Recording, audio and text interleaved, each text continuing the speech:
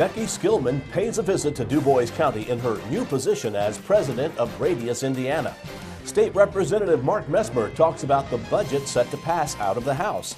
And in sports, Kurt Kuchel has highlights from the Jasper versus Northeast Du Bois boys basketball game and looks at the Southridge Boonville matchup.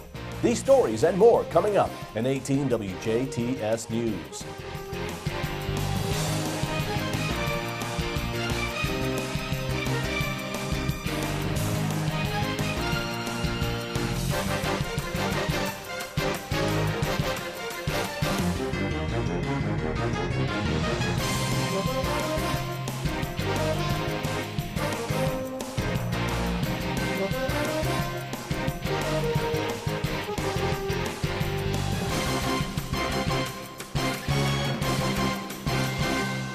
This is the WJTS News. I'm Bill Potter reporting. Thanks for joining us. After ending an 8-year term as Indiana's lieutenant governor and 12 years as a state senator, Becky Skillman is moving forward as president of Radius, Indiana, a program which promotes economic development in South Central Indiana. Thursday afternoon, Becky Skillman was in Du Bois County and took a tour with Du Bois Strong. WJTS caught up with her just after a visit to the Vincennes University Jasper campus. She talks about her new line of work and how it relates to what she has done in the past. Let me say first that I love my new life and I love my new job. I am delighted to be back home in southern Indiana. As you likely know, Radius is an 8-county economic development partnership. Our goal is to advance the regional economy, help improve the quality of life and the quality of place for all of our people. So my work feels much the same as it did as Lieutenant Governor. One of my lifelong passions is rural development, helping our smaller cities and towns thrive and grow. I represented 3 of the 8 counties within Radius. I represented in the state senate for 12 years. But our goal is to bring real value to the 8 local economic development officials and the elected officials, the business leaders, the community leaders, by finding ways to assist them, not duplicate what they're doing, not spend resources that they're spending on specific initiatives. So we have some work to do to define our strategy, but we should be coming up with a clear vision and then define a strategy to execute that vision. I would expect Radius to be intimately involved in an asset inventory and management of such for this 8-county region. Working with researchers to obtain the data. We've done a lot of windshield research today in Du Bois County. Du Bois County is #1 on the tour, and Michael Cummings has hosted us for the day. We were pleased to be at his board meeting, Du Bois Strong monthly board meeting, and visit with the members individually and as a group. But it was good for us, Jeremy, Deb, and I, to hear what's going on within Du Bois County.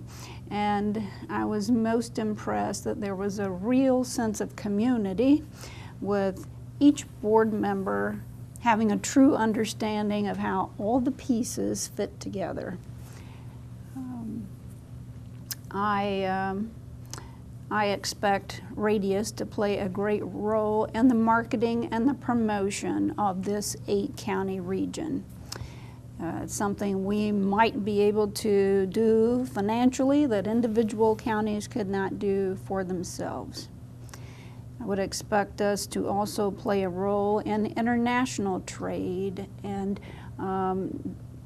new foreign direct investment in our region as well. It's been one of my personal passions for the state. I led 9 international trade missions to 13 countries, And I know there's just great potential here in South Central Indiana for new investment that creates more jobs for our friends and for our neighbors. One of the highlights of the tour of DuBois County was a visit to the Center for Technology, Innovation and Manufacturing under construction at WJTS. Skillman comments on how the facility is another feather in the cap for DuBois and surrounding counties. Dr. Johnson was a gracious host today, and what a great resource not only for this community but for the entire southern part of the state and the state, quite frankly, with a focus on areas that indeed can move our region forward. You have many contributors to the effort too from this area, from the furniture manufacturers and beyond. So it's a marvelous facility, and certainly a great resource, and the university is a great partner for Radius Indiana as well. Radius Indiana is a regional partnership representing 8 counties in South Central Indiana: Crawford, Davies, DuBois, Greene, Lawrence, Martin, Orange, and Washington counties. Formed in 2009, Radius Indiana also serves as a primary point of contact in Indiana for Crane. The DuBois County Leadership Academy Steering Committee has issued its call for applicants for its 3rd annual class. In its 3rd year, the Leadership Academy is again seeking emerging leaders in DuBois County businesses, corporations, local governments, and schools.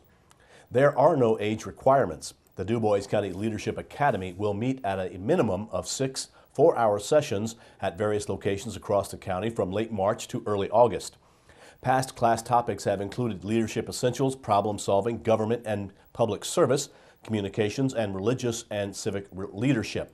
In 2013, the steering committee will add entrepreneurship to that list in the form of a 7th class or by adjusting one of the other sessions.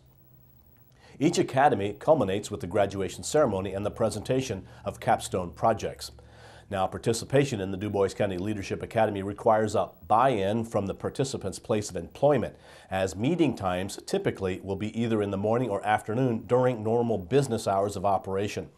If chosen as a 2013 Leadership Academy participant, a $100 fee will be due at the first meeting, with checks made payable to the town of Ferdinand. Applications must be submitted by Friday, March 8th, and can be found online at www.ferdinandindiana.org. The DuBois County Leadership Academy is a countywide initiative sponsored by the leadership pillars of the Ferdinand and Jasper Hometown Competitiveness Initiatives, the City of Jasper, the City of Huntingburg, and the DuBois County Community Foundation, and Vincennes University, Jasper campus. Jasper Mayor Terry Seitz appeared before the Jasper Rotary Club and delivered the first of 3 2013 State of the City addresses. Seitz expressed to those on hand how the mayor's office has pursued improving the city of Jasper through 3 attributes of people, process, and perseverance. Aside from reminiscing about his first year in office, Seitz applauded the work of city employees, both former and newly appointed. Seitz had reappointed all city office leaders in 2012 except 4.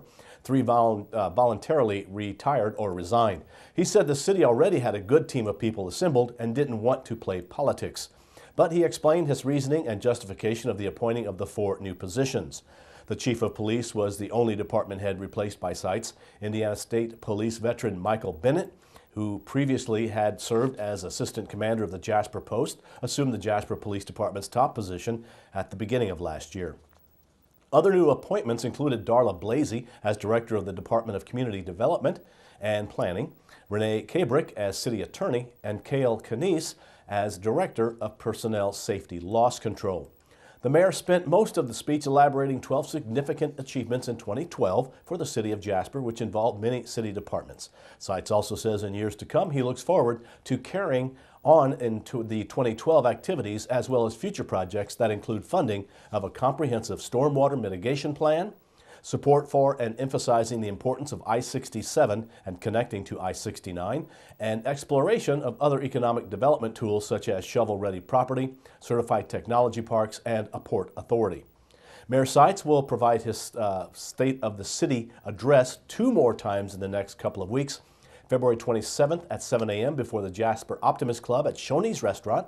And finally, the mayor will speak before the Lions Club at their lunch meeting at noon Wednesday, March 6th at the Veterans of Foreign Wars, Post 673, located along Newton Street. WJTS was at the Rotary meeting and will air the mayor's State of the City address at 10 a.m. on Saturday morning, February 23rd. Indiana State Police are seeing a surge in gun permit requests amid the national gun control debate. State Police are now seeing up to 4,000 permit requests each week. That's 3 times the number the agency was handling at the same time last year.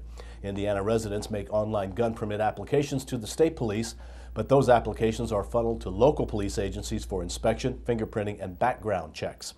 Each of those applications must be reviewed and approved or rejected by the local police chief, town marshal, or county sheriff. WJTS News will continue in a moment. Thanks for watching.